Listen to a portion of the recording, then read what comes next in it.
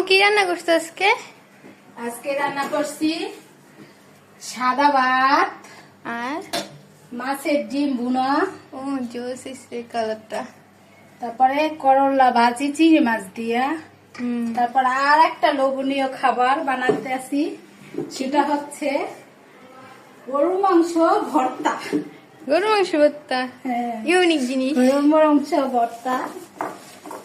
গরু মাংস তো আমরা অনেকভাবে খাইলাম, সাদা রান্না করে খাইলাম, গরু মাংস ভুনা খাইলাম, সবাই ভর্তা খায় দেখি। হ্যাঁ, ভিডিওতে আমরাও একটু আজকে খাইয়া দেখি কেমন লাগে।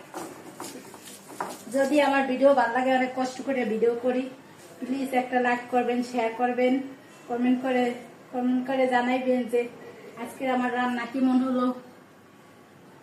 ঠিক আছে, এই যে হয়ে গেল আমার লোভনীয় গরু মাংস ভর্তা। সেই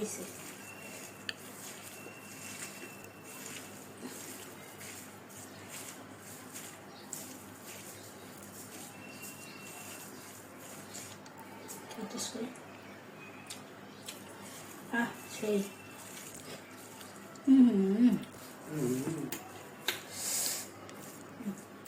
শেষ।